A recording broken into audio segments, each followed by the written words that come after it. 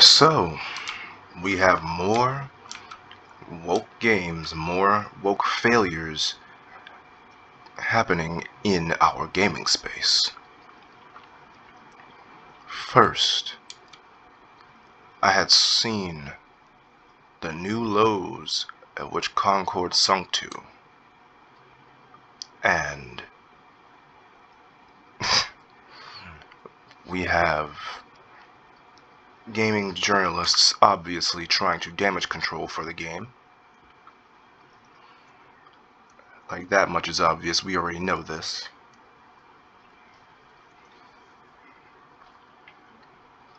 And then I saw gameplay, actual gameplay, well, not actual gameplay, more gameplay I should say, because I did see what it looked like before, for Star Wars Outlaws. And it looks atrocious. I have never seen such a more poorly made game since Conflict Denied Ops. Which is funny because that was the last game of that company. And maybe this will be the last game for Firewalk Studios, and maybe the last two games of Ubisoft, because nobody wants these games, nobody likes these games, and they are only putting this much effort into these games to appease people who won't even play them. I do find it interesting, however, that these games are being treated with such kid gloves that all of a sudden we need to start thinking about the people who made them. Well, if they were more interested in making a good product than trying to sell us a message, then maybe we would care.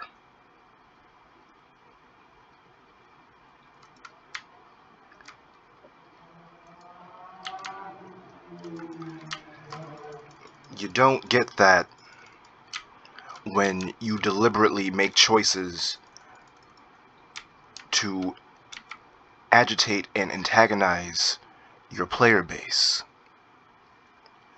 I have never understood the mindset of wanting to antagonize your player base thinking that's a good idea. We've already seen how that worked out. We've already seen what happens when you insult the player base instead of making a good product that we can enjoy.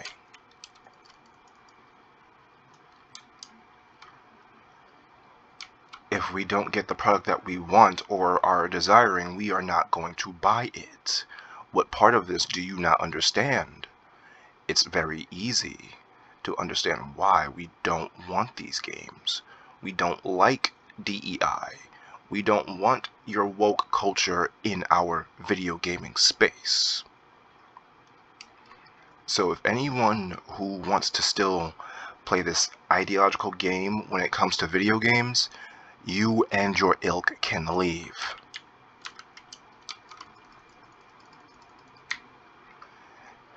There is no space or use for you here in the gaming space because all you bring is nothing but sad times, and just all you do is just want people to just hate, and hate some more. Why? We're very welcoming here when it comes to video games. We're very welcoming when it comes to anime. Why do you want us to, in the short term, suffer for your short-term victory laps? It's like, oh, look at me, I'm making fun of the consumer. Totally nothing bad will happen because I'm doing this. And then all of a sudden, they get fired, or suspended, or put on leave.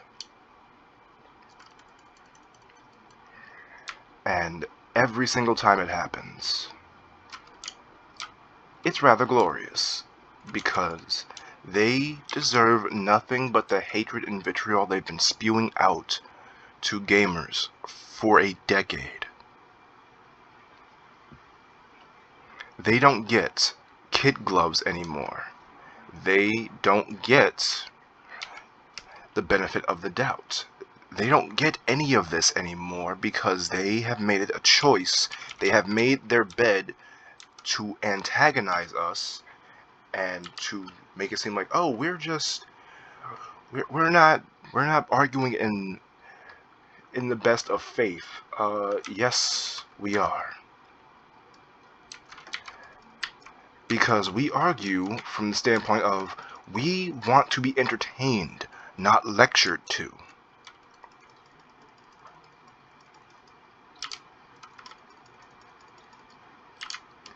Alright, we play games to escape the real world. We don't want to be reminded of it. Why? Because being reminded of the real world sucks. Do you think I want to be reminded about the people of my job when I just want to relax? No, I don't want to think about the people at my job when I want to relax. I want to think about, how can I spend my time on my day off? I'm pretty sure anyone who either has school, work, or even travels for their work are more than happy to get some time to themselves. And when I get time to myself, it's only for 2 days. Tuesday and Wednesday. Sorry, Wednesday and Thursday. Tuesday I have to work, Monday I have to work. So, do you think I want to think about work for 2 days when I could just simply relax, keep myself calm, and just vibe? Like, why do you want to destroy people's vibes? There's a reason why the indie market is thriving right now and the AAA market is dying. It's crashing, and it deserves to. Why does it deserve to? Because they have been constantly putting out slop that no one wants to buy, no one wants to play, and in the movie and TV realms, no one wants to watch. Think of The Acolyte. It got canceled, and for good reason, because the freaking actress Amanda Steinberg cannot act to save her life. And why do I say that? Because she does not emote. This is what happens when you have an activist actress or actor, because they actually don't care about what they're trying to sell you. They only want to sell you their message. As long as their message gets across, they don't care what happens to the product. And it's been proven that they don't care about what happens to the product because, think about it. Who actually cares about Star Wars now? That's the only reason why they can just do this, sign on a new project, and move on. Because no one cares for Star Wars. This isn't back like during the George Lucas era. This isn't during back the extended universe era.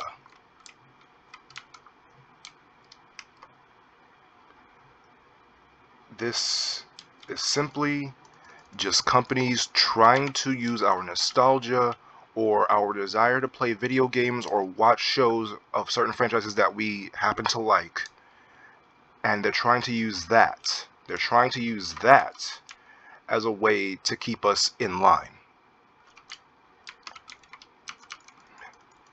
Because these companies want you to feel as if they are the only ways for you to get your entertainment. When no. No, no, no, no, no. That's not how any of this works. They can say that, oh, we're just trying to entertain, oh, we're just trying to put our ideas out there. If you were really just trying to put your ideas out there, get rid of the fucking message. Why are you guys putting your message, your lecturing, your virtue signaling, your holier-than-thou attitudes above the fact that we need to be entertained? We need something to consume our time. What you are doing is not consuming our time. It's wasting our time. And gamers like a whole lot of anime watchers, we don't like having our time wasted. Case in point, I don't like Sword Art Online. Hell, I don't like any of the mainstream popular anime, not because they're mainstream and popular, but simply because it's not interesting to me. I don't care. They're all boring. Because it's the same thing every single time that I see. It's just, oh, freaking anime protagonist says some big speech about being friends with his friends and caring about his friends. It's like, sure, that's a good thing for an anime protagonist to, care about and whatnot. But, can we get a little more than that? Especially when it comes to Naruto. And yes, granted, Naruto is no longer running. It's Boruto now. But for the love of everything, can these characters not be so damn one-dimensional? Like, Goku is the prime example for a character who is stagnant where he is now. And no disrespect to the man, but it's largely in due to Akira Toriyama not wanting him to be seen as a hero, but more so just seen as some guy who likes to fight and have fun. Which, no. Just no. You're supposed to outgrow that as you get older. You're not supposed to feed into it. And that's the problem that a lot of people have with the way Akira was handling Goku.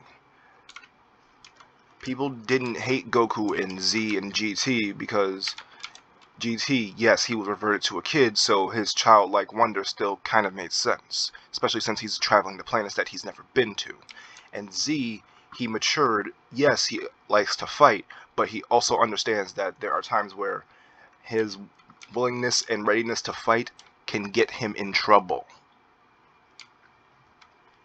He understood that, and unfortunately for Akira Toriyama and unfortunately for Goku, Akira did not see Goku as a hero or the mature type of person that people should really be looking up to when it comes to, just life in general. When there are people who work out because of Goku. There are people who live their lives better because of Goku. There are people who freaking are inspired to freaking not really live life every day like Goku, but, just take one step at a time like Goku. There are people who freaking train like Goku. That's how much he has inspired a generation. But in Super, Akira decided to revert him back to more of his childlike ways in the original Dragon Ball, which was always his vision. Z never really was, a vision of adventure and wonder and, building bonds. Z never really had to focus on that and mainly could just focus on the fighting rather than the storytelling. But that's another conversation for another day. I've rambled on long enough.